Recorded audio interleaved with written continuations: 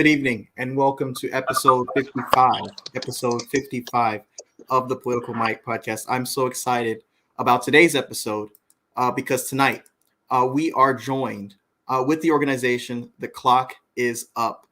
And, this is a show I've been anticipating because I love the mission of this group, getting young African Americans elected in the state of North Carolina. It is my privilege and honor now to go ahead and introduce this distinguished group.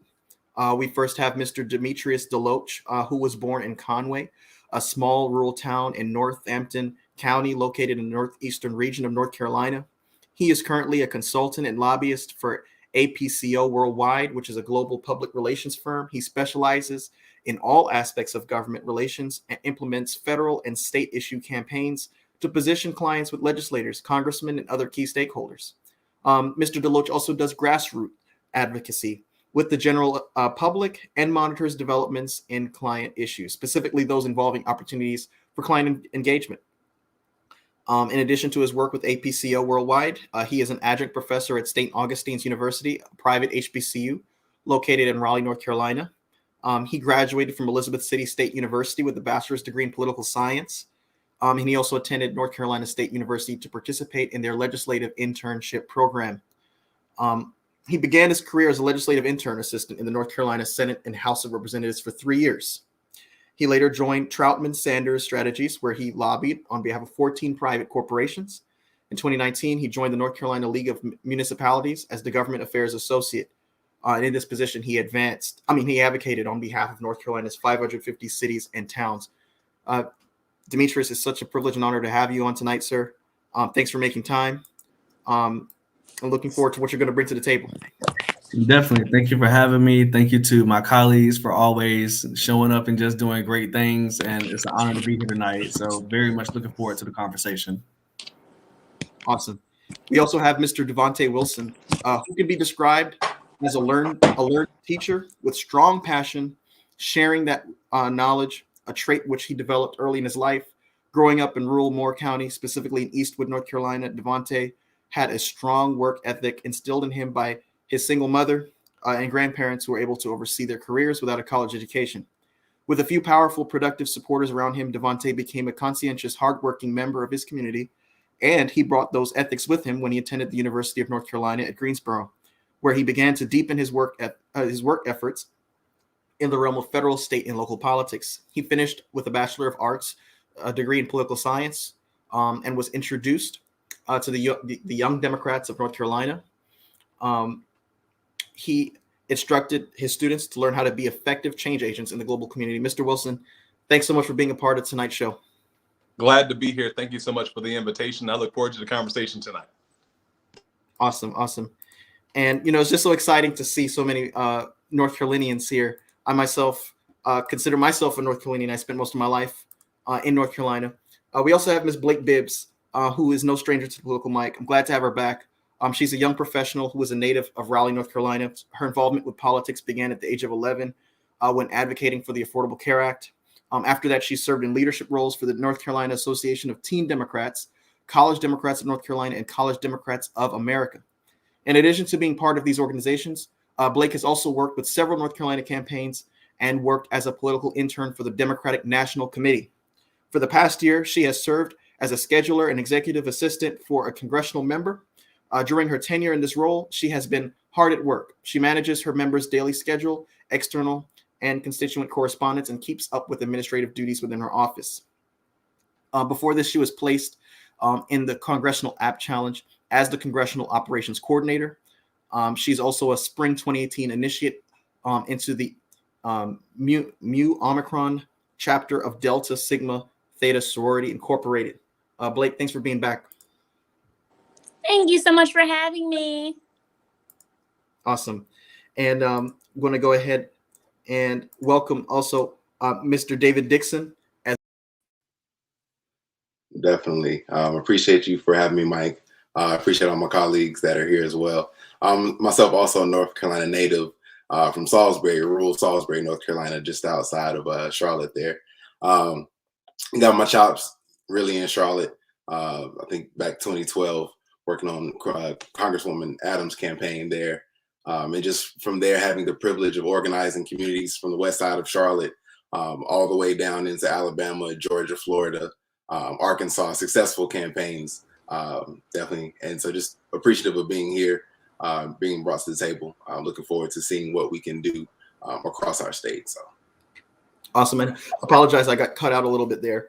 But thanks for telling us about your. I mean, this is a dynamic group. I want to start off the conversation by asking the question: how did the organization, the Clock is Up, how did that begin? What is your mission, and what do you see yourselves accomplishing in the short term? Anyone can jump in.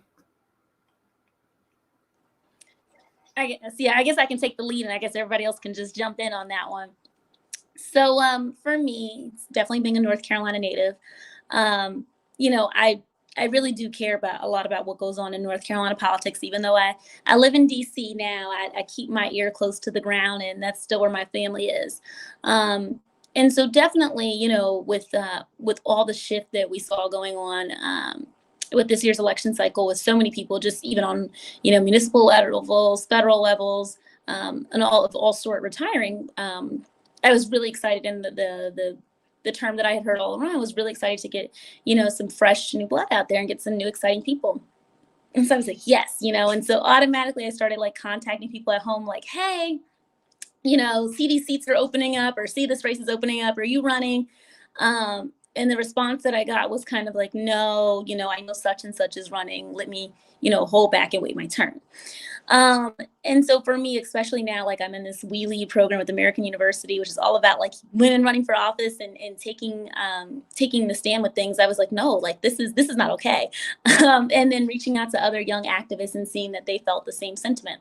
So I connected with the people in North Carolina that I know get things done, which are these people all on this screen. And I was like, y'all, let's come together. Let's make a change. And I think, for us, realistically, what we're trying to do with this is make a noise, at it, first of all, because, sometimes people don't even realize that, okay, this is something that needs to be made, that we need to be made aware of. So I think that is the biggest thing is making the noise, but then B, also, once you make the noise, making sure that we're forming partnerships with people, even though sometimes, we may not agree with certain things, it's important to have those established relationships so that we can tell them like, hey, let's work together and merge those so that we can get your support and we can have our people and we can learn from you. And we can all move forward to better, the overall, Black people in the Black community. So I think that's about it too, is also building those relationships. And then lastly, I think the thing is just, be, on the ground and grassroots and be out there and just get some stuff done. So I would really say that's the purpose of this. We are excited and looking forward to what we can do. But I'm definitely going to turn it over to everybody else now, because they are also in the ground in North Carolina, so they can definitely share more on that perspective as well.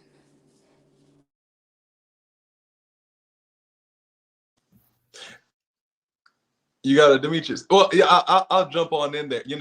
Definitely to endorse everything that Blake said, and I'll even dare say that anything that stops moving eventually gets stale, and anything that gets stale, you start to attract gnats and flies and everything else. And so what we are starting to see, if we can have a very blunt and candid conversation tonight, is there is some staleness. We do see some staleness. We do see some stagnation.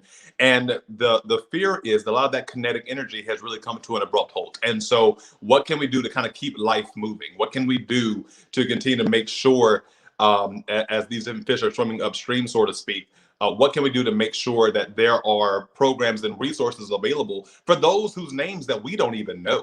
I think about those that were involved in the civil rights movement of the 60s, SCLC in its prenatal period, all the way up to its manifestation. Names that we know, such as Dr. King and John Lewis, but what about those that we don't know? And had they not been standing right there with those gentlemen that we respectfully idolize today, then we wouldn't even be here. And so I definitely endorse everything that Blake said, in the sense where, where a lot of times people have kind of put a clock on us, or this limit on us that we ourselves did not give them permission to do. We are taking back that same authority and power to say, you placed a clock on us that we did not ourselves ask, we placed on us. So now we're going to rewind time, or rather we're going to fast forward past this stagnation that we've been dealing with. And so I just want to throw the comment there, which is why this organization is so important. Yeah, I'll definitely just echo everything that my brother and my sister have already said. But, the biggest thing that I wanted to resonate with what Devontae said was when you look throughout the history of the civil rights movement, it is amazing what a lot of minorities can accomplish when we have one set goal, when we all come together to make some greatness happen. So the biggest thing for me personally is because of the fact that I'm in the General Assembly every single day. I'm in those conversations and I see what happens. And the thing that I tell myself every single day is if I'm not at the table or somebody that looks like me is not at the table, that means that we're on the menu for the legislation that is being produced. So the biggest thing here is one, having people understand the mechanics of the legislature, of government, of civil obedience, of civil engagement for that matter, and just being able to have those conversations. Because again, I'm one of the only ones that you're going to see that looks like us on the screen in the legislature. You're not going to see many lobbyists. You're not going to see a lot of legislators, and you might not even see a lot of interns that look like me or that look like us. So that just makes me think, if we're not in the room, who's protecting us and making sure that our best interest is being heard and being advocated for? So the biggest thing for me in this organization is, one, to educate, which is why I am a college professor, because I teach all my students. I teach American national government, so I take it home from the General Assembly and take it right over to the classroom after 5 o'clock. So it's teaching the elements of government, but also showing that, hey, you have a place here. You can't just sit idly by and let legislation be what it is, because that is how you get swallowed up and that is how you get screwed over in the end. And again, if you're not at the table, you're on the menu. But of course, we're here to try to advocate for us, to encourage young people to run for offices and just to be involved and to advocate for yourselves. Because again, the future belongs to us. And if we're not here advocating for what the future is going to look like for us, who's going to do it for us? I'm so excited to jump into this conversation because a lot has been said I've heard a lot of young people, particularly young people of color, express dissatisfaction with the way in which the Democrats are, using the majority they have, even if it's a slim one. For instance, it was reported that President Biden has conceded that the Build Back Better bill won't get passed this year. And of course, there's a lot of procedural rules in place that many may not understand.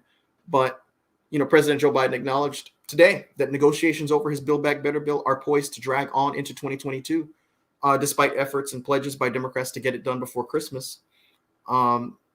Speaker Nancy Pelosi and Senator Chuck Schumer said that they plan to advance this work together over the days and weeks ahead. But that they're determined to see the bill successfully on the floor as early as possible. But then there's still some dissatisfaction because I guess the general idea is that once we get into 2022, everyone's going to be so focused on campaigning and so focused on re-election, so focused on the midterm elections, that the Build Back Better bill's chances of being passed would be slimmer than they are in getting passed this year. I want to get your thoughts on how the clock is up, maybe addressing that kind of dissatisfaction that may be existing. And your thoughts in terms of, what you hope to be done, what you hope can get done in the legislative short term as it pertains to Build Back Better. And also, what's also got a lot of attention was that Democrats have urged President Biden to avert the student loan cliff next year. Top Democrats have been pushing the Biden administration to extend the freeze on federal student loan payments before it expires next month, warning that requiring tens of millions of Americans to resume paying their debt will drag down the economic recovery. A lot of people wanted to have student loan forgiveness. And you did have the Biden administration forgiving a large portion of disabled students' student loans this past year. And they're basically saying, what about when will it be my turn? What are your thoughts on those issues?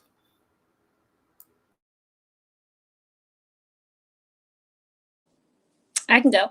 So I will definitely say, for me, as far as the bill getting pushed back, I think realistically, this is where we also do, going back to our purpose, need people who are in there who are not afraid to push the button, push the lever, and say, look, this is what needs to get done. We're going to fight, we're going to get it done, and we're going to stay here until this gets done.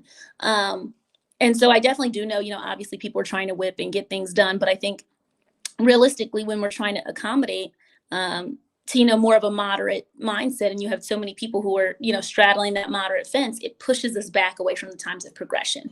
And from my personal opinion, I think that we right now are really in need of a radical progressive change in this country. And I do think, even with looking at how this is going on with the student loan debts or student loan forgiveness and so many other things, I feel as though, this does not look like the time of a revolution for me. If we keep going down this way, anytime I've seen a revolution, people have been bold and going after those things. And I honestly do worry that if we continue down this track, that we're deterring the pace. Like, I think even if you look at little things like the shade room, okay, like, no, it's not where you go get your news from, okay? But like, if you look at the comments from young people in there in regards to the student loan debt and so many other things, these are the young, exciting voters that we need to attract. And they're like, oh yeah, see, he didn't keep any of his promises. I'm not supporting him anymore. And I think if we keep going down that track, we're not setting ourselves up for a good future in the election. And I think, realistically, the reason why people honestly voted for, we could talk about top of the ticket Biden, but even going down to so many other people and other levels, is people were angry and they were frustrated with what was going on with previous politics and the previous people that we had in place. And I think, and with that, we saw a radical change in people coming out. And now I more so see frustration where people are so frustrated with the administration and current elected officials that they're not following through on their promises. And I fear that that's really going to roll back on us. And so I think, this is why we're calling on people like, hey, time to turn on the sirens, time to turn on the ringers. Like, we're putting ourselves in not a very good path. And so I think that is kind of my biggest stance with it. And I really hope that, we can make some noise in these 2022 elections. But if not, I mean, we're really, really going to have our work cut off for us in 2024 if we don't do something now.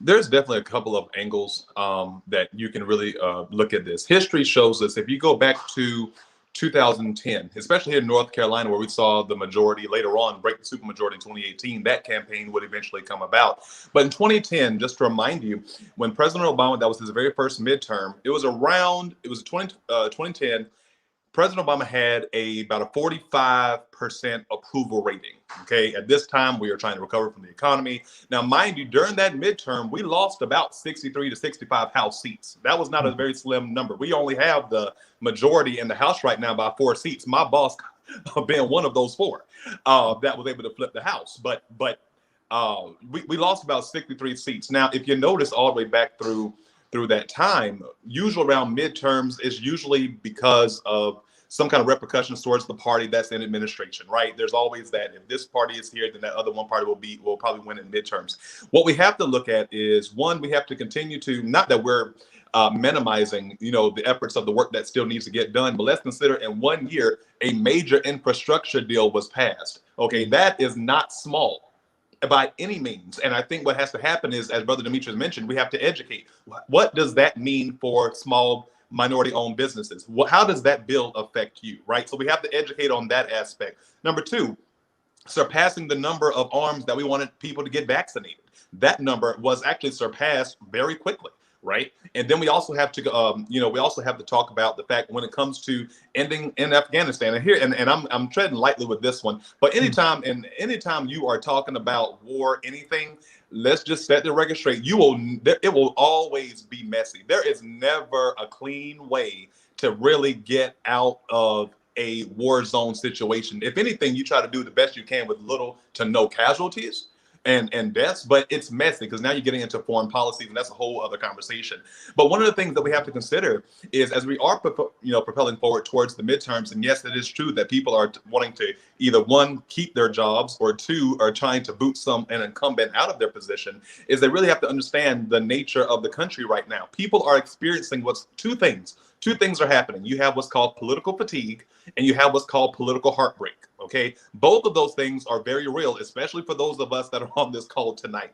We have experienced political heartbreak when our candidate didn't win office, and we have experienced political fatigue when sometimes we are making phone calls and we're tired of making those phone calls, because after a while, we're still human. There are times it does get discouraging, but we have to remind ourselves, which is why I loved it when I was teaching middle school. Every day when I was teaching grades 6 through 9, I had a quick glimpse into the future. These kids are going to be voting in like 4 to 5 years. Now that did one or two things. One, made me very hopeful, and sometimes it scared me. But it also made me aware that the generation, like literally, is right there at our fingertips, and they are lingering to our every word. And so what great responsibility it is for us to not only learn this knowledge, but pass it on. As they say, wisdom is knowledge applied. I think it's important for us to understand that even with Vice President Harris, now that, former Senator Kamala Harris now being Vice President Harris, that we have no Black women in the Senate. Well, we have to also understand that representation matters. And I know that's another question we'll get to probably later on, is diversity in these higher offices. But as Mr. Blake mentioned, we really have to make sure that, you know, we are telling a story in a way, as Brother Demetrius mentioned, and I love how you said it, if you're not at the table, you're on the menu here. And Shirley Chisholm actually has a very similar quote to that when it comes to, you know, policy. If you don't see, you know, if no one's making room for you, pretty much you unfold a chair, you put yourself at that table, right? And that's where we are right now. I'll digress. I can keep going, but I want to let these other kings here give something in. You know, I'm dying to know, because looking at North Carolina's numbers from last year's election, last November, it was close. You know, Politico reported Trump won 2,758,773 votes, which was 50.1%. to Biden's 2,684,292 votes, which was 48.7%, very narrow. When you're looking at counties like, you know, Davidson County, you're looking at Randolph County, you're looking at, you know, Moore County, Robeson County, Bladen County, Columbus County, where my hometown was. Those are very ruby red states. But when you look at Mecklenburg County, when you look at, you know, New Hanover, I believe, was I think leaning blue. Or when you get to more, you know, populous areas, of course, it gets bluer. My question is, because Blake mentioned the word revolution a lot, do you think that the state of North Carolina, being that the conservatives still have a very dominant presence in that state, will that resonate with, you know, folks statewide as you push to meet your mission of electing young, progressive Black leaders for not just the state level, but even to send to Washington, D.C.? You know, do you think the needed, what do you think the needed, what do you think is needed to change the political climate, if you think that many folks won't resonate with the idea of a revolution? If I could hop in there, Mike. Sheesh. A couple things in that statement there. One, to lean back into Blake's comment around a revolution. I think what we've seen on the ground from poor and working class voters is that they are ready for a revolution. We've seen them showing up behind Dr. Barber, the Poor People's Campaign. We've seen them showing up around the entire state to the ballot box, but they've also showed up to the doorsteps of the General Assembly, as I'm sure Demetrius.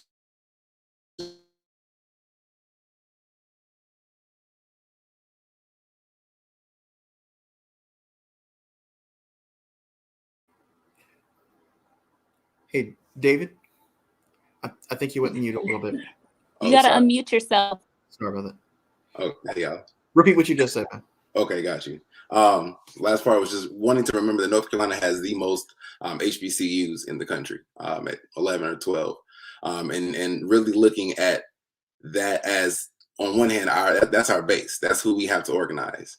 That's who we also have to encourage to run for office and to take these positions of leadership, and really seeing themselves within those offices.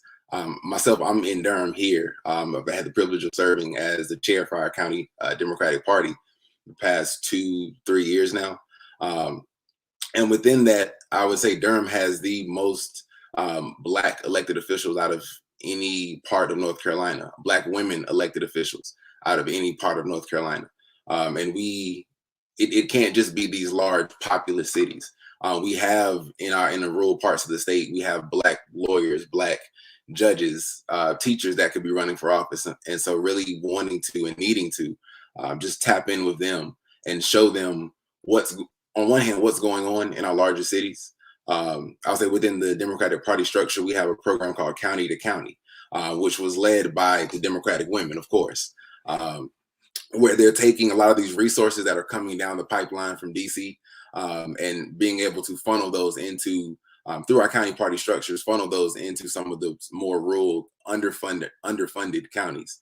So I think really within a number of these processes, we just have to keep reaching out into our young Black communities. Really, I think kind of leaning back on that last question that lifted around our student loan debt, that's something that goes across race, right? I think that's something that goes across age demographic as well. And if we can show as a party, as elected officials, that progress is being made, I think that's where we'll see some victories happen across the state for sure.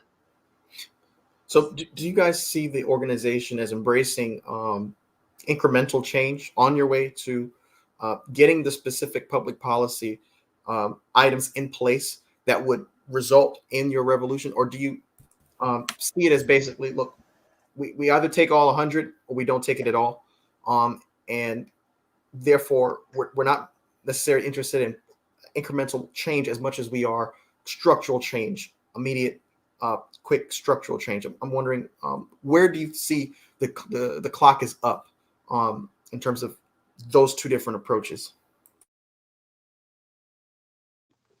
I think I'll take the lead with this one.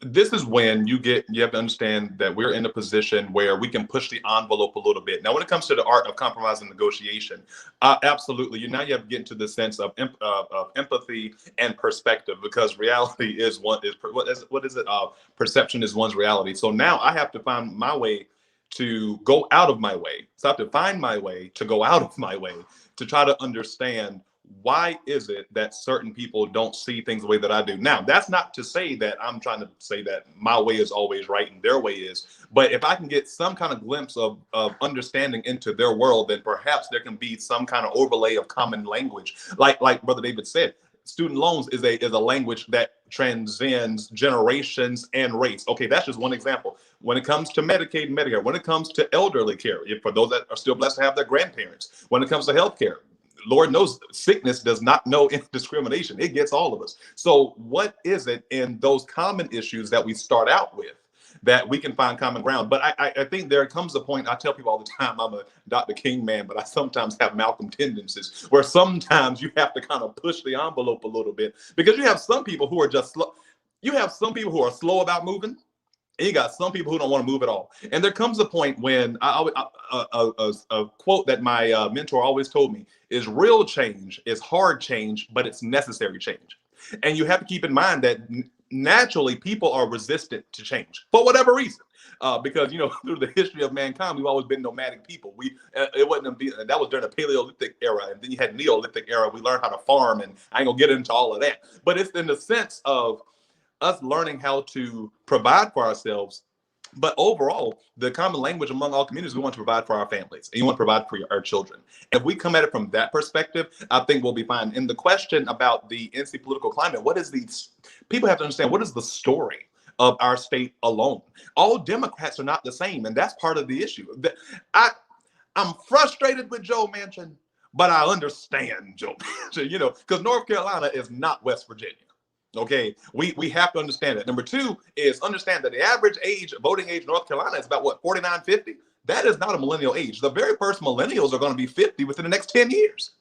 Okay, so we also have to consider this change in time, but also understand too, okay, some of the same issues that our forefathers and foremothers were fighting, we're still facing them.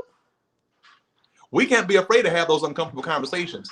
I was born in 94. You dealt with this in 64. We still talking about this?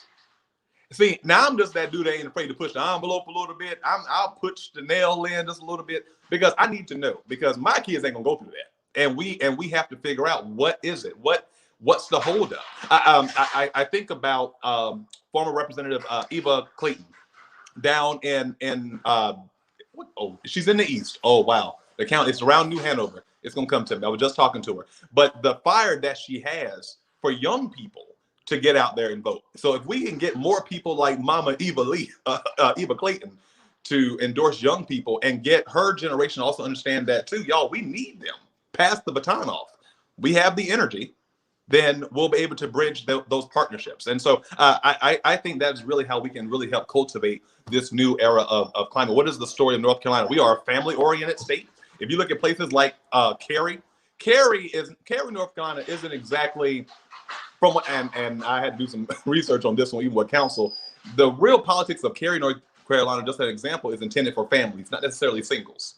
Okay, and how do we see this? Look at real estate. Look at real estate. Look at the property. Y'all, and I'm sure those of us on this call know that when it comes to public school education, half of that is already paid from property taxes. When it comes to public school education, how it's been funded. So now you got to look at that. How our kids are being taught is also a degree based off of, who lives in those areas. So we also have to talk about that too. And earlier in the show, we talked about how, Build Back Better may be postponed to next year. At least that's what it looks like. But the flip side of that story is that, it was reported this week that White House aides are actually believing that fresh federal efforts to defend the ballot, to defend voting rights and install safeguards ahead of the midterm elections are going to be the new focus of Hill Democrats, Capitol Hill Democrats. But they also believe that they're likely to be dashed by some Democrats' resistance to changing the filibuster. As was mentioned, Senator Joe Manchin, may be spearheading that kind of movement to prevent any change to the filibuster. The White House has been considering connecting the voting rights drive with the upcoming first anniversary of January 6th, the Capitol siege that took place. And then there's some who saying, look, let's get this done by Martin Luther King Day. Martin Luther King's Jr.'s son actually said there can be no authentic celebration of my father and what he stood for if we are not serious about getting this bill passed, the John Lewis voting rights bill passed. And I want to get your thoughts on what The Clock Is Up is doing in the realm of voting rights, being that North Carolina is a state, of course, that used to have the voter ID law, I think until 2016, when I think Governor Cooper was the one that was in charge of, repealing that bill. But this was a state where Republicans, just like in Texas, just like in Georgia, where I'm at right now, and even in Wisconsin, where Governor Tony Evers blocked it, they are taking an active role in trying to curb voting rights ahead of these midterms and making strategic moves like a game of chess, making sure all of the right pieces are in place. All of the right state board elections officials are in place in case there are any kinds of, argument about which way the election went. I want to get your thoughts on how The Clock Is Up is gearing up for that fight ahead of the midterms next year. I can talk on that. So I think what you brought up is extremely important in passing the John Lewis Voting Rights Act. But I can even come at from for personal stories. So I know my freshman year in college, I went to North Carolina A&T State University. And when I went there, I was really excited about voting in the election. And I remember when we were voting, I didn't know, and a lot of people did not know, that our campus was split into 2 congressional districts. And so I lived on the south side of campus, which is where a lot of the younger people lived that did not have cars. And then there was the north side of campus where the people lived who did have cars. So, as a college student, everybody's like, okay, we're going to this building. I forget what it was even called, but we were going to the big building that was on campus in regards to voting. So I remember I literally walked over there to go vote and stuff. And keep in mind, I didn't live on campus. So I was like, okay, I lived on campus and this was the close one because I didn't have a car. So it's like, okay, we get there, figure out we can't vote there. We had the people who lived, the underclassmen, we had to go vote off campus and we didn't have cars. But the upperclassmen were able to vote on campus and had cars. So for me, and I'm saying this from a personal story, I think realistically, we need to obviously fight back and speak out about it. That's for one.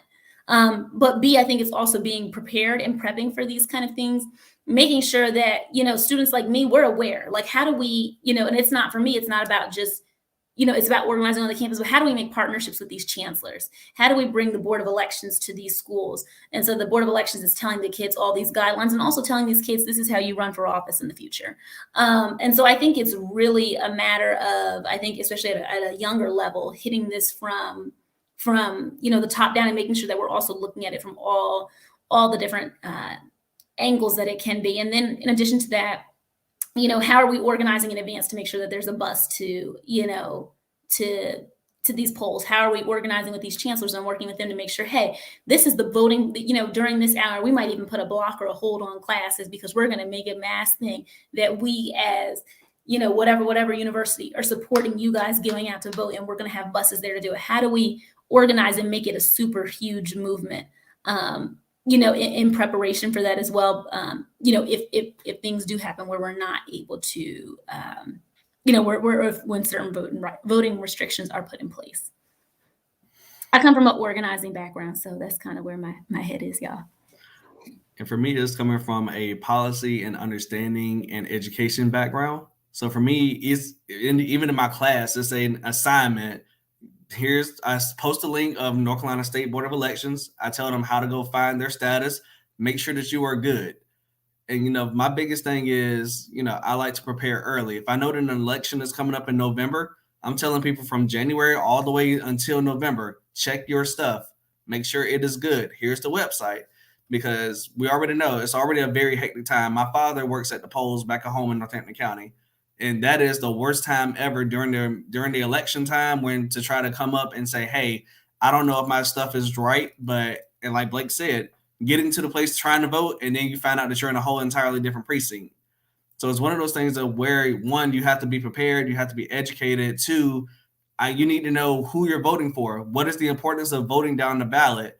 It's amazing how I've asked some of my students, who are your council of state members? Who's your department, your commissioner of agriculture, your commissioner of insurance? All of these individuals play such a very pivotal role in your life, and you don't even know who they are, especially on the judicial side, because one, we see all around, like with some of the court cases that happened this year, we see all the time where, district attorneys and Supreme Court justices, and also we see where attorney generals made very pivotal decisions that have very significant input. But if we stop on the voting level, if we stop at, president and vice president or governor, that leaves the rest of the ballot blank. So it starts with just the educational aspect, knowing where you're supposed to be at, knowing that, one, your vote does matter. I cannot say that enough to every person that has ever doubted it. Even on the local level, when I was working in the League of Municipalities, there were so many times where votes and elections were determined by 2 votes. And it means so freaking much. Like, vote every single time for your federal, but also on your local, because if something happens at City Hall, you're going to feel that 10 times sooner and 10 times more impactful than you will what happens in DC. Your local property taxes, all that stuff that impacts your very front yard happens there, but that is consequentially the elections that have the lowest turnout. So, it starts with that educational aspects. It starts with, telling people what to do, how to do it. And not even for me, I'm a person that I'm unaffiliated, but I like to tell people, here's what this person is advocating for. Here's what that person is advocating for. You got your own convictions. Let the Lord use you when you go to the poll. But understand, not voting is not an option, because we can't just sit idly by and let people make decisions for us. We had the 13th, 14th, and 15th Amendment ratified for a reason back in the day. Use it to your advantage. Yeah, that's and part of the reason why I even started this platform was because there was a lot of apathy, right? Especially as it pertains to young people of color. Apathy in the way government officials conduct business. Apathy in the way things that they wanted to see done in terms of public policy proposals were pushed on the back burner for the next midterm election, for the next term, and eventually did not become realized into reality. I want to get your thoughts in terms of, what's at stake. What's at stake here? If young Black candidates are not supported, if they're not running, if they don't throw their hats into the ring, what is at stake? Could you highlight that for me? Everything, if you want the short answer. I mean, so much of what we do and everything that we do is taken for granted, because they can literally write legislation today and mess it up tomorrow and mess up your entire world tomorrow. You know, it doesn't matter what you're thinking, you know, abortion rights, gun rights, all of that stuff is determined by legislation, and it doesn't take much to lose it. You know, we talked about tonight, you know, voter ID. And, you know, just from, you know, a personal perspective, we're going through in North Carolina right now, redistricting. You know, you're talking about super compacting areas to try to lessen the vote. You know, there's an alleged case right now, gerrymandering, which is something that North Carolina is very much known for, you know, that is happening right now. So again, it doesn't take is people have figured this thing out. Like, so much of what we do is determined by legislation. So everything literally is at stake. You know, you're talking about how can, you know, Blake, help me out. It's so many examples coming to my mind, but yeah, all of that is literally at stake because legislation determines so much. Taxes, you know, what you're allowed to do, you know, all of your ability, your free will, all of that stuff is literally on the ballot. Healthcare, every issue you care about, your jobs, because all of the tax policies and everything determine what jobs come to your state. You know, all of that, your funding for HBCUs, which is I love my HBCU dearly. And I'm very glad that we got a very good amount of money from the General Assembly this year. But again, all of that is determined by who's in the control of the legislature. But I'm pretty sure my colleagues have many, many more examples, but those are the ones that definitely come to mind very quickly. And I'm glad you highlighted that because I've always thought, you know, Build Back Better is wonderful. I love the provisions that address environmental justice, that address, you know, well, now that it might be taking out paid family leave, but you had a lot of excellent provisions in this bill. But as wonderful as this bill was, none of it mattered if you don't get Democrats to be elected to enact more of your agenda. And so voting rights to me should have been the focus of this year, this legislative term of Congress. I think if, you know, when President Biden won the election last year, and he said to the African American community, "I've got your back." I interpreted that to mean I've got your back as it pertains to your right to vote.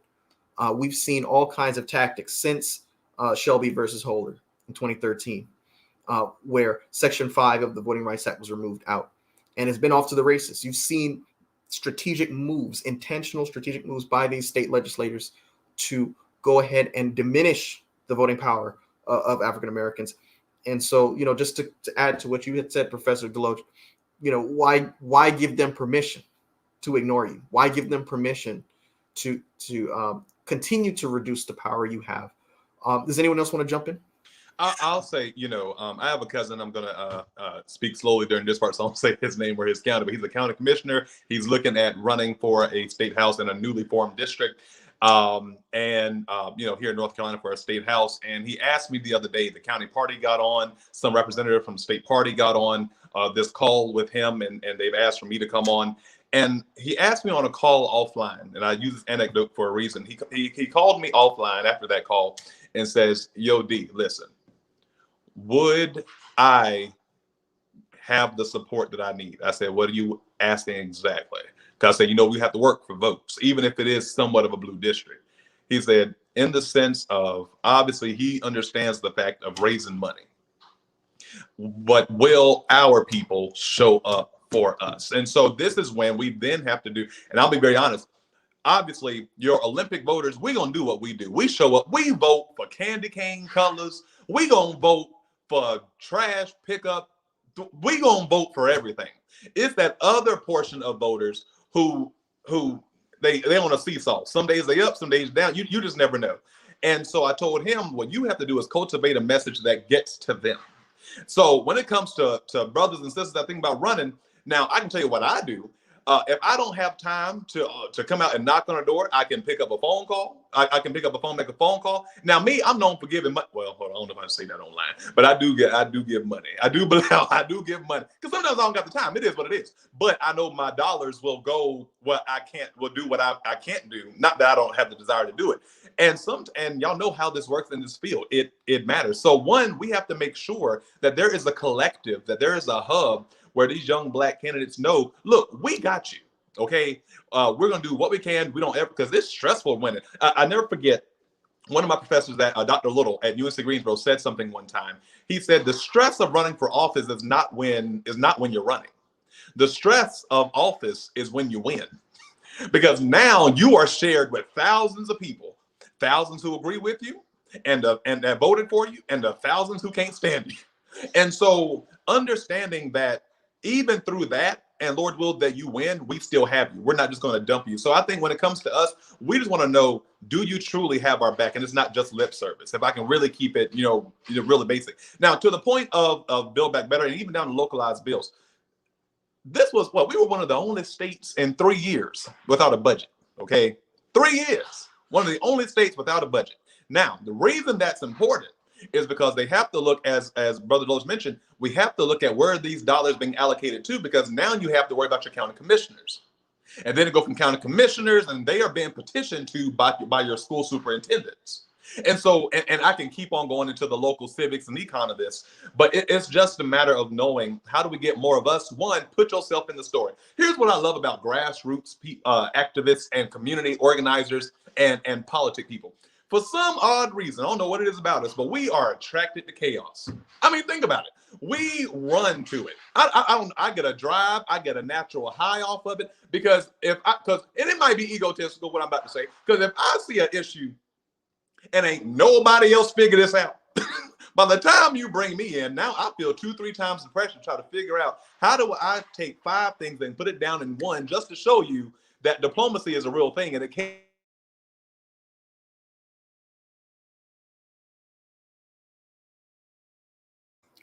But the job can be done, right? But the job can be done. So when I tell people is, when you see chaos and things happening, don't run away from it. Run to it. I mean, this is our opportunity to tell our story. Y'all know, even when it comes from a cultural perspective, we are known as being some of the strongest builders and innovators in the world. That is not just a physical labor perspective, but that's even intellect. We are some smart people. Okay, and they have to understand that same energy has to transcend into your politics. That same energy. So it's more than just a vote. You know what it is, and I know this is, people don't feel it.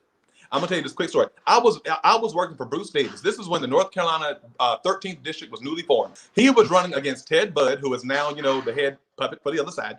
And this is when Ted Budd was first running, right? I was canvassing, and y'all know how it is when we got the canvassing. We got our 3-4 points that we keep saying, and we move on to the next house. And I kid you not, there was just one brother. I stopped him at the car. I kid you not. Out of my whole career, this is the only time I got stumped in canvassing. This brother looked at me in my eye, and I said, Bruce Davis, 20-year veteran, family man, yada yada yada. And good points. Love Bruce.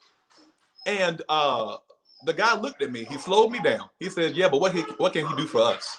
And I was telling him once again. He was like, "No." Dude had to be like 20. He had to be about 22, 23. He said, "No, what can he do for us?" And it was something about him asking me that question the second time that made me slow down and be like, you know what? They don't feel it. So what tangible results can we give? At the local level, like Demetrius mentioned, you're going to feel that a lot faster. You're going to feel that a lot faster. But imagine if you can feel that here, the generational stuff that happens at the state and federal level. So we just have to get them in the door. I kid you not. If they get in it's like going to the gym. It's a struggle to get there. But once you're in the room, something come on you. So the question I think we have to ask ourselves is, how can we diversify our tactics to get people in the room? Because there are forces out there that are constantly trying to shut the door. Right. And that's excellent, because, the Democrats put so much faith in the fact that if we get Build Back Better, if we get the infrastructure bill passed, if the American Rescue Bill passed, the tangible effects are what's going to cause people to vote in the midterms. And, it's kind of like we're making the same mistakes we did in 2010. I mean, we had the Affordable Care Act, but we still got defeated when the 2010 midterms came. You had the Tea Party, so the fact of the matter is the Democratic Party, to continue to be a competitive, viable party and not have to go through these eras of getting lightning in a bottle, and then crossing their fingers and hoping that whatever public policy they want to pass is going to be enough to motivate folks to get off their couch and vote. We have to connect the dots. How is this connected? Why is this urgent? Why is my right to vote under attack? How is this connected to January 6th? How is this connected to what's going on with the January 6th committee investigations? How is this connected to this? And you have to make it plain to these people to let them know they don't want you to vote They don't want you to participate in this democracy. They want you to be complacent and sitting down, and they want you to be apathetic, and they want you to have this notion that nothing's going to change, so why bother? Anyone else? I was just trying to like ask people to counter that question is if your vote doesn't matter, why do they show up in droves in charter buses and camp out for it? Like there's never ever a question of who is going to show up at the polls because we already know that. The question always is who ain't, and we know who ain't majority of the time. And you're talking about what matters. Like one of the things that just came to mind is like we always have like this spirit of entrepreneurship in the Black community, and we always look at historically underutilized businesses. Where do you think that funding comes from to start those enterprises and to recover those foundations? Your tax dollars go somewhere. There's a reason why you have TurboTax and all these other things, and people get excited about W-2s and tax season and everything. Like there's a reason your money comes out of your check every time. Don't you want to have an influence on where that goes? I mean, you're going to pay taxes until the day you die. You should at least have some influence on where it goes. And I personally wouldn't be mad if my tax dollars went towards something that deals with historically underutilized businesses or HBCUs or, reentry programs, things like that. It's like, if you're not at the table, why would they give two nickels why about what you want and what matters to you? Especially if you won't speak up for yourself. And, this is something I've learned. I'm very close with my Republican friends. I love them dearly, and I love my Democratic friends as well. But my white Republican friends can't tell me what it's like to struggle to be a Black man in America. So if I'm not at that table to say, hey, I understand that this is what you see, but let me tell you what it really is. Like walking these streets every day. We saw so many times where, no knock warrants, all of that stuff was under fire. All of that comes from your local levels and your state levels. Who do you think gives money for the body counts that police use? That comes from local government, which comes from state government, which comes from federal government. All this stuff is connected, which is why you got to be involved at every level. You can't sit idly by because your life is depending on it. People jumped up and down with Breonna Taylor about how they ran up in her house and were allegedly in the wrong apartment and all of this other stuff. The same thing with Botham Jean, all of these things about body cams and so many other issues. All of that is on the ballot because somebody's going to be elected your sheriff whether you show up or not. Somebody's going to be your council member whether you show up or not. Somebody's going to be your legislator that's going to vote yes or no on the floor for you whether you show up or not. So you can either sit idly by and just let people decide for you. Or you could try to take that by the reins and say, hey, look, nah, you're not speaking for me. I'm speaking for myself. I got that. Mm-hmm. Same thing with the darn census. And this year I did a little bit of work on the census because we had a bunch of talk shows about it, why it matters, because people literally don't know why the census matters. But now we have this entire redistricting case, and they're like, oh, snap, wait a minute. You're not going to be my legislator anymore. No, because they redrew your district with you outside of the district. And the biggest key that people don't understand, once you see it in the news, it's gone. It's way too late now. You got to be at that table when that conversation first starts, because if you're not, it's gone. Like decisions are made outside of the legislature prior to legislation even being done. You got to be involved in those conversations at the very idea of when they first happen. Because if not, that's it. There's no catching that train at all once it leaves the track. And especially once the media gets a hold of it. And then you got, North Carolina has 10 million people. You got 10 million people trying to tell your legislator, hey, yes, when you weren't even involved to begin with. So, it's one of those things of, again, being educated, being aware and understanding it's all connected in one way or another. Yeah. And I like that point you made. Someone's interests are going to be represented regardless of what happens. Someone's interests are going to be represented. Time is moving so fast, but I have to ask, for those watching, and they may be considering running, how does the Clock is Up support young Black candidates? And, what should someone considering running for office do?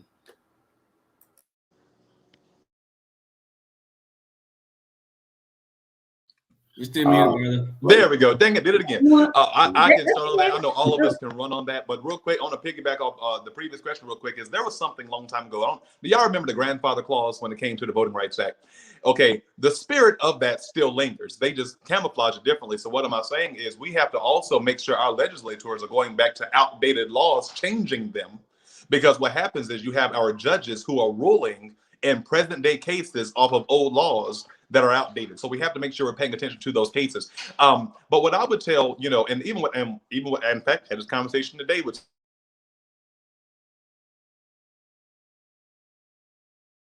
Oh, you muted again, sir. Yeah. I'm good, y'all. Seem like everybody want to call today. It's like mess up your whole camera. Like, good Lord. Is one, ask yourself the question why.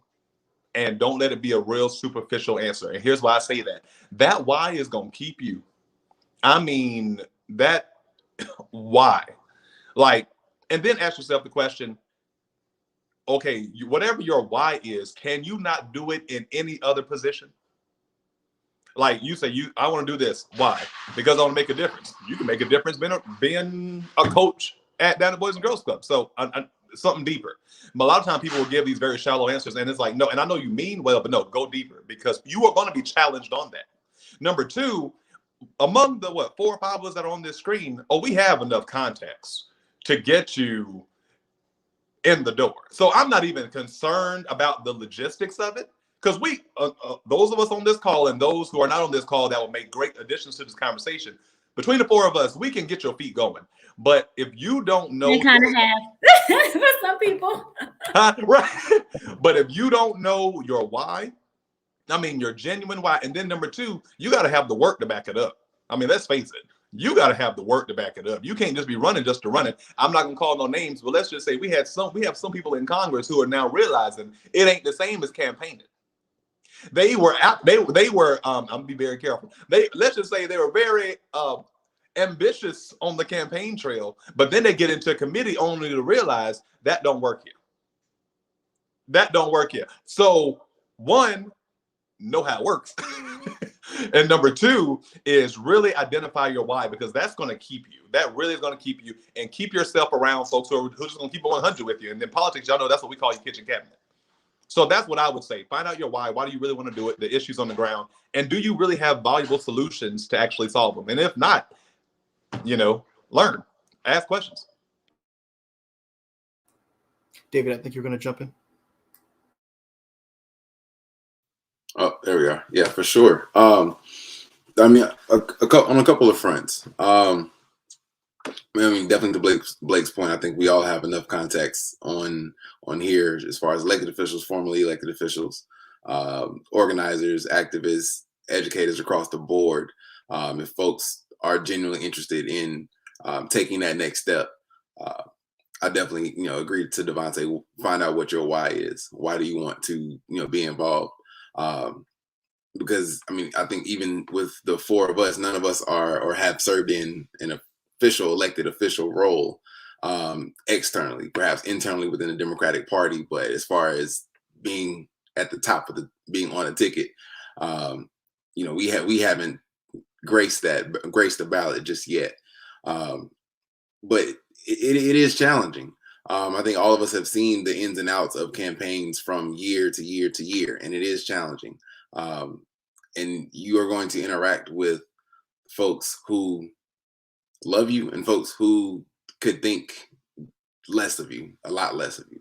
And you really just have to have that within yourself to understand, like, this is what I want to do. This is why I believe I can enact change within my community. And truly have that why. I think, guys, you definitely to your point, Devontae, you can't. I'm not wanting to lean too hard onto specifics. We have some folks my way in Durham who didn't necessarily have a why, but found themselves in office and are also seeking higher office and are being genuinely questioned by the community. On one hand, you've bounced around from the party to office to now you want to run for another office, and just being true to yourself in your actual aspirations. not professional aspirations, but what you want to do within this life. What impact do you want to have on the community around you, and not just how do you want to build your resume, right? I think that's, yeah, we're here for you though. Most definitely, we're gonna always support you. But I mean, the biggest thing is the moment that you have an interest, hook up with somebody that's been in this game for a minute. So for me, I started at the tender age of 21, like right into politics. So now that's been 6-7 years ago now that I've been running in the political realm, and I've learned so much that I can't learn from a textbook. You know, that's why I tell my students, you know, yes, I'm gonna teach you the stuff that's in the book, but we're gonna talk about real life stuff as well. So, you know, I see it every single day. These legislators, like, people think being a legislator is cool. Being a legislator is work. Like, you're away from your family 5 days a week. You dealing with people's BS. You dealing with 170 different personalities, 340 if you want to include the legislative assistants. And some nights you're gonna have to be there till midnight. And there's gonna be days where you're like, what have I got myself into and why? Your why is what keeps you going.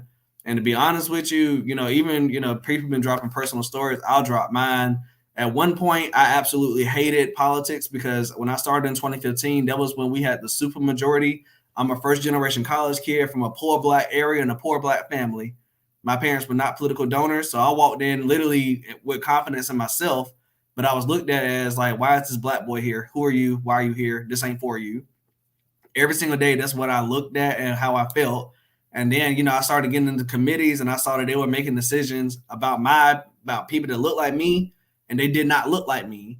So I'm like, wait a minute, hold up. If ain't nobody here that represents me and looks like me because I don't agree with what they said, where does that leave me? So your why is what keeps you going. Your mentors and the people that do this give you the education and the tools. But as soon as you have that interest, you got to jump in and just, even honestly and truly, I would say in a perfect world, every Black person in the world would have some knowledge of, you know, how this thing works. You know, even if it's nothing but, hey, I know I have a council member that represents me, a state legislator, a U.S. congressperson, a U.S. Senate, and I have a president that represents me. Like, being able to vote on all those levels and understand that, that's where it begins. But hook up with somebody that knows, and we'll give you all the knowledge. Like, it's not always what you know, is who you know. Your network determines your net worth. So who can you pick up the phone and call right now that can give you information and insight? And, you know, the biggest thing I've seen in so many different times with, like, not mentors, but people that I see in the game that look like me, that are older, they're very selfish with their knowledge. They're very selfish with their contacts. You know, all the people I know on this call, I've been knowing them for years. We don't operate like that. You call and ask for help, we're going to say, hey, look, call this person. I'll tell them that to expect your call, or, hey, they're having an event. Show up, shake hands, make friends, and yeah, start planting your seeds. But that's where it starts. And when you get in there, remember why you were there. Don't fall game to this political stuff that's going on. Because again, polarization is very real. For those that don't know, polarization is the act of being able to be so encompassed with the party that you don't get anything done. Polarization is real. So that means that you need to say, hey, I recognize that, you know, I'm in the minority, but it's important for me to be able to take $400,000 back to my home community area, be able to work across the aisle and not be so self-absorbed and so, you know, cynical that you don't want to get stuff done. I understand that every party has a priority, but there's a way to get everything done. And that's why it's important for you to hook up with these mentors, hook up with people that say, hey, look, yes, they are a Republican. Yes, they are a Democrat, but they want to get stuff done. They don't want to just sit here and argue for the camera. And also remember who you're there for. And another thing I'll add on to, just really quickly, I know we were all talking about experience. I think it's super important to and crucial to have that. And sometimes experience comes in different ways. Like, I know for me, I'm different than everybody else on the call. I'm not in North Carolina anymore. I'm in DC, but I feel as though, you know, coming here, it's opened my eyes to so many different things. You know, I didn't really, you know, there's just certain things that you really just don't understand about how things function until you're really there in it. So I would definitely say, you know, I think it's crucial that we're learning, but I think also too, with me being, you know, passionate about that, I also, you know, North Carolina's my home. I need to be connected to North Carolina. So even though I'm not there, you know, it's important that I'm in groups like these. It's important that I'm calling people in the party, that I'm going home and being active, because at the end of the day, I think what's really crucial is I do think taking advantage of some of like the opportunities that I have and stuff like that are important, but realistically, I think even kind of what Demetrius is saying, don't be selfish with your knowledge, making sure that, I'm learning this and I'm getting these resources and tools, but I'm getting it to help these people back home. So I think definitely, being involved in a well-rounded sense is super important. And if and even if your sense brings you away, making sure that you're grounded in your purpose and you know what you're there for. And Mike, I'll throw this in there for a real quick free, I guess, like book knowledge. For those that are probably more a student, you're not necessarily a novice in this, and you really want to know, there's 3 things you want to look at if you're thinking about running, especially in the midst of a presidential year. Number 1, you want to look at the approval rating of the incumbent sitting president. All right, that's important. Number 2, because however that stream goes is going to work its way down. It happens on both sides. Number 2, look at the state of the economy. Okay, is it improving? Is it going down? Because again, how people feel towards that economy, that energy can dwindle all the way down to your election as well. And number 3 is something we can't control, and that's just called the sense of change, the essence of change. I can really use the 2016 election as an example of that. President Obama had a really good approval rating when he left office, over 50%. That's really good for an outgoing president. All right, it's very rare you'll get over 60, 70. If you got 55, 56, which is where he was, you're doing pretty good. The economy was rebuilding, so that right there was working in Hillary's favor. However, that third thing was the essence of change. We had a Democrat in office for 8 years. We did not have, and so what tends to happen, history shows you, is sometimes there's just that pendulum of change, and you just really have to know how the nation's going. So we're giving you this general advice, but there is some actual science to this too. And that's something this organization can give you. We won't just give you the generics. If you really want the political science, we'll give you the science. Like, you have enough educators on this call. Well, we will tell you, you may not want to do it this year. You may want to wait, and then like legit, we will tell you. So that's another thing that we can offer. Just want to kind of throw that little knowledge in there. No, I like that, because I've always said politics is always successful candidacies usually have a combination of timing and a message. If the timing and the message are right, then the odds are in your favor. And, a lot of times we have candidates running without a message, because the message is basically, I'm going to go ahead and vote lockstep with the party. And so when we start to talk about tangible change on the ground level, and that's why I'm so grateful for The Clock Is Up, and what you've been emphasizing tonight is that you have to address specifically what people need to see changed, as it pertains to, gun control, for instance, the shooting that just took place recently, this month. When you go in that community, gun control is most likely going to be on the minds of most of those folks who were impacted or knew someone who was impacted. When we're talking about, the gas prices, inflation, the supply chain, issues that are going on right now as the holiday season is getting closer and closer. We have to be able to sit down and talk to people on their level in order to be successful candidates. But I want to thank you, Mr. David Dixon, Professor Deloach, Blake, and Devontae Wilson for such a dynamic conversation. Could you inform the viewers on how they can connect with your organization, The Clock Is Up, on social media, how they can, stay in touch with you guys? So I can start. The Clock Is Up. Definitely follow us on Instagram at The Clock Is Up, Twitter at The Clock Is Up 1, because the user handle was taken.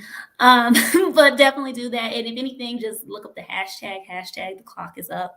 We try to make it a really unique hashtag so that you guys can follow our posts through that. And so everything that we do post, we try to make sure that the hashtag is on there. And for me, all my social media, anything is my name. So. And do you guys see yourselves expanding outside the state of North Carolina to other states? And that too. And then I was going to let everybody else share if they had anything to share about connecting with them. Find them on LinkedIn or anything like that too. Find me on LinkedIn too, my name. I was about to say, we're all professional, very professional, upstanding Black people. So yeah, LinkedIn is always the easiest thing. But the biggest thing for us is we are here to be a resource for everyone. We don't have to continue to accept the status quo. If you want to decide to run for office, even if you don't want to run, but you just want to learn, you can always look on the news, but there's nothing like getting examples from people that do this for a living and to have firsthand experience that you won't get in the textbook or on the news. So, we're not selfish with our knowledge. We're easy to find. Only thing you have to do is just have a listening ear For me personally, I won't even tell you, what you are, what you should believe in. My thing is like, yo, here's how this thing works. What do you believe in?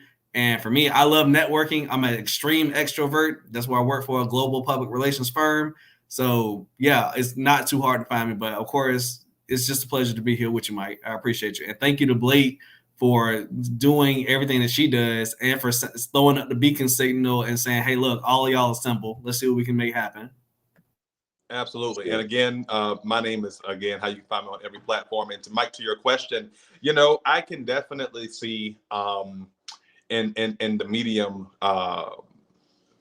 the medium future, expanding into other states, because again, this is the conversation that we're having here. I've heard in national cohorts, and I'm sure all of us some kind of way have heard very similar conversations, not only in the DNC, but not only in the Young Democrats of America or College Democrats of America. Like literally the only difference between really all of us when it comes to this topic is just geographical location. That's really the only difference. This is one of those things where, remember how I talked about how healthcare and student loans is a national conversation. So is this, and I don't believe it will be difficult being able to network, as Demetrius mentioned, with some of our counterparts in other states to really make this a national conversation. Yeah, and I'll definitely say I think to that point, on our end, we have to make sure we prioritize collaboration. There are other groups on the ground who are also, within their efforts, prioritizing young Black voters, whether in school or out of school, living a non-traditional lifestyle, right? So we have to make sure, as we're reaching out into other states, and as we're expanding across North Carolina, just really making sure that we're partnering with as many folks as possible, just such that we aren't recreating the wheel on our end, right? But yeah, same first name, last name. Y'all can find me on LinkedIn. As far as social medias are concerned, David the Q on Instagram, Twitter. Yeah, just those two. That's all I have. David TheQue. Relatively simple. You can find me. Just here to help, man. Just here to help. So thank you, Blake. Thank you, Mike, Devontae, Demetrius. Appreciate all of y'all. Awesome. David, Demetrius, Blake, Devontae. With that being said, thank you all so much for such an incredible episode 55 of the Political Mike podcast. Thank you for those who view in every Thursday, for your viewership and for your faithfulness and for tuning in, and for learning about this organization, this incredible work that they're doing. I would encourage you to get in touch with them, follow them on their respective social media platforms, follow the organization's whereabouts.